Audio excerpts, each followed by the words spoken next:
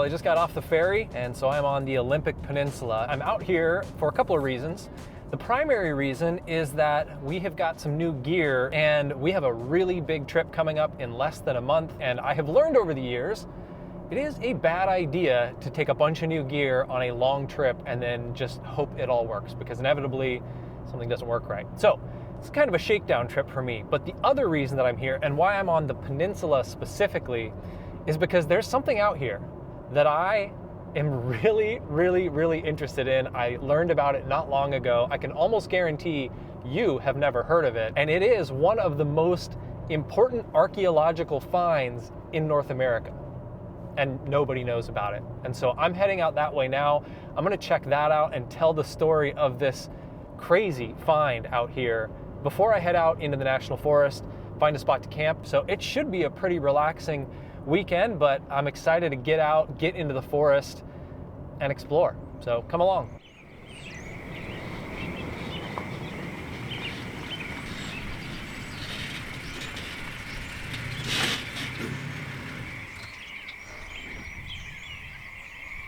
This is what I've come to see. This is the site of the Manus Mastodon, where in 1977, the owner of this land was doing some digging, and this is kind of a boggy area. You can probably hear the frogs around here. Anyway, as he was digging, he came across the remains of what turned out to be a mastodon, which in and of itself is pretty cool, but that is not what makes this story so interesting.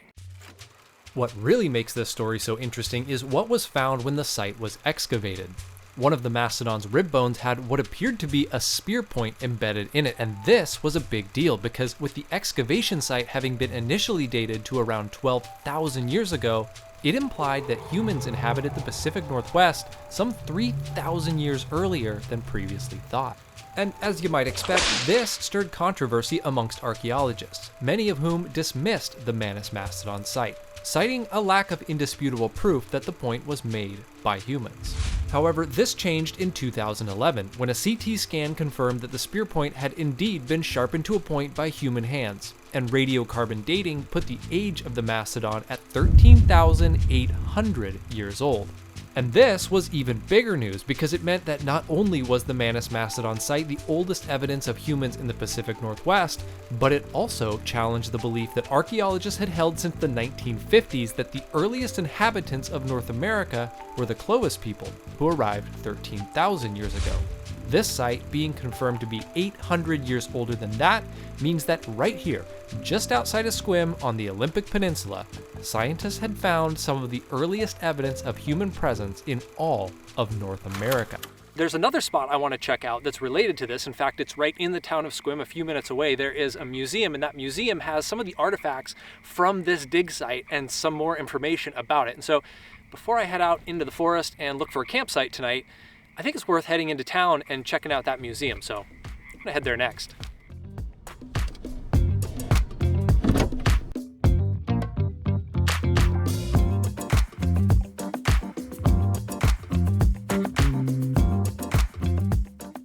With a number of bones from the dig site on display, including the actual tusks of the mastodon, the exhibit at the museum didn't disappoint.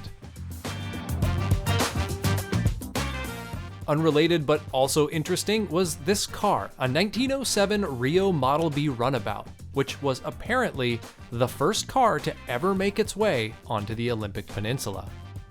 Well, this actually turned out to be a really cool little museum to see the Manus Mastodon, the actual bones and the actual tusks, and to learn more about it. It was actually a really well done exhibit. And there's more exhibits than just that in here. This is called the Sequim Museum and Arts.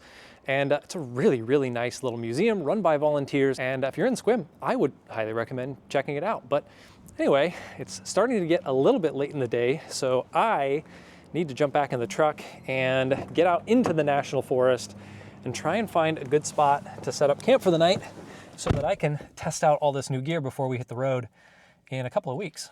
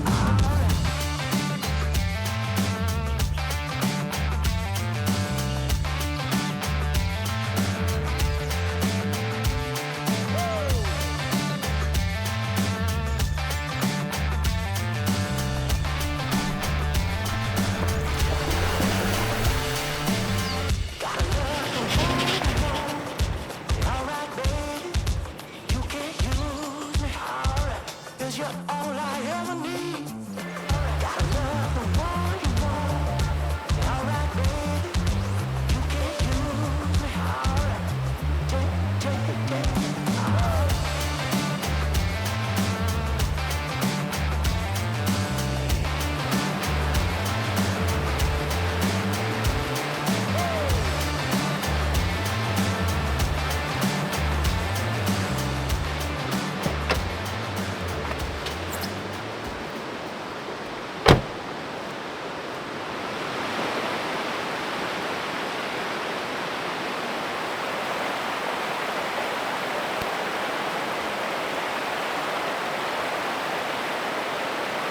This is exactly what I was hoping to find today. I feel like when I'm on the Olympic Peninsula, this is what I'm looking for.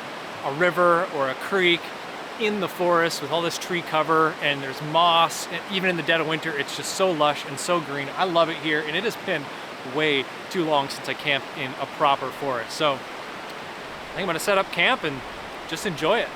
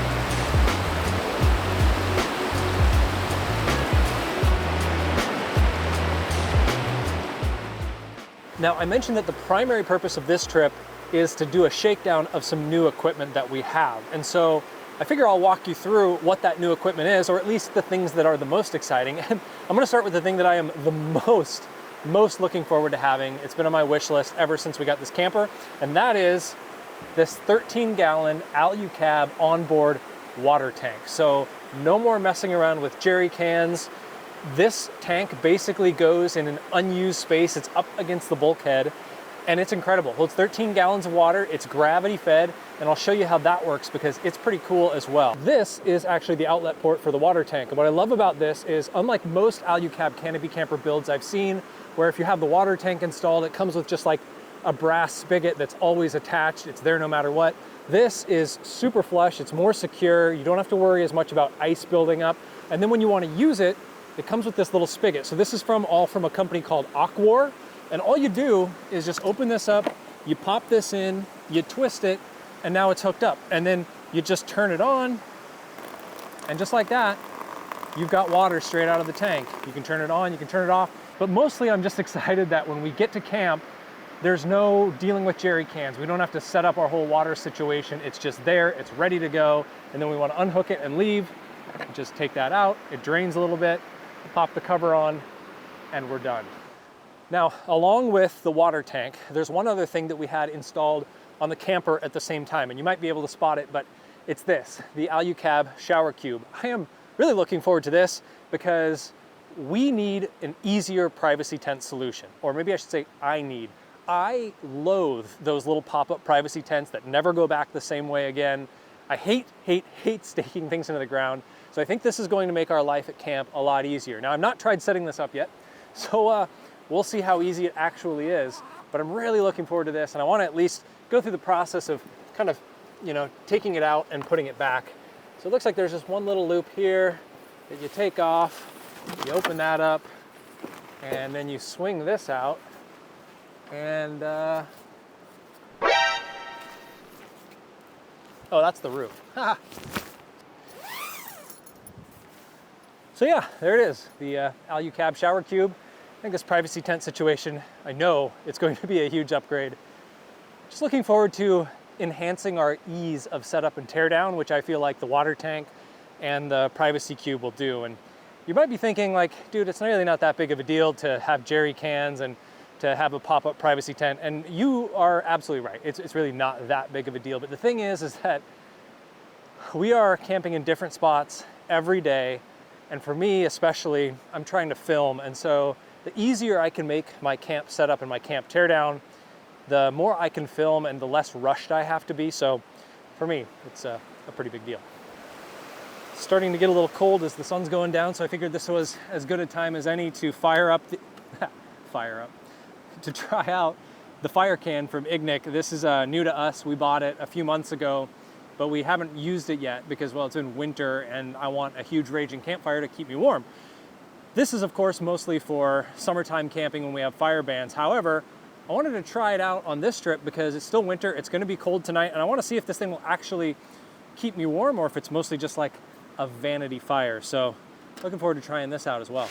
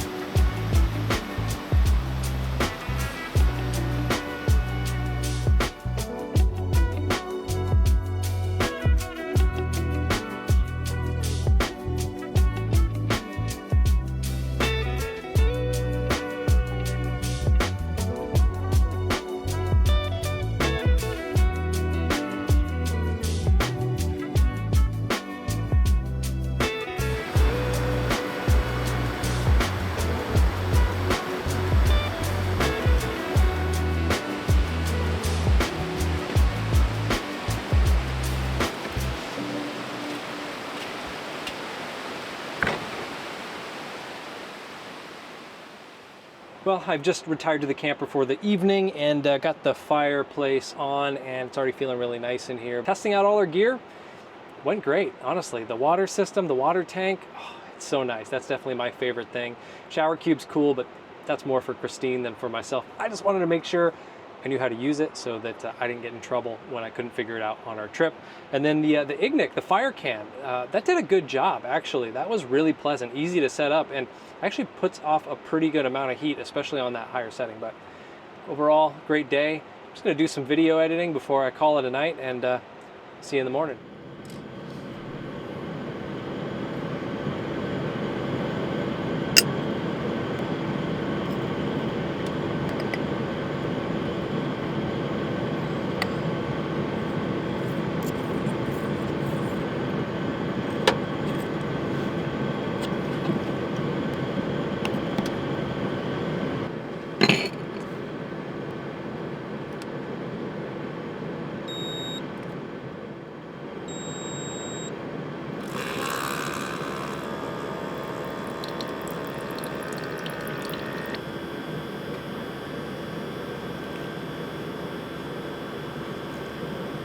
Look at that.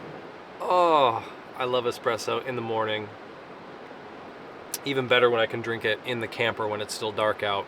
I don't have to leave. And I know that I'm guilty of showing an espresso making montage in like every one of my last handful of videos. But I love this thing. I love this thing so much. I'm not sponsored by Outen, but they did send this to me last year and I thought I'd use it occasionally, but the reality is Christine and I use this thing every single day. We use it at home to make our espresso because it makes pretty good espresso, just straight up. But for a portable machine, the real magic of this one is that it'll heat the water for you, which is pretty sweet, especially if you're out camping like I am and you don't want to have to heat water in another way. The the Outen will do it all for you. But ultimately, it's just a really nice, smooth cup of espresso, and I'm a big fan. And I do have a discount code in the description of this video, or you can save 10% if you want to check it out if you're interested. Like I said, not sponsored, but Outen was kind enough to send this to me, and they did give me that discount code. So if you're gonna buy one, you might as well use it. But anyway, I hear the birds chirping, so I think that's my sign to get out of the camper.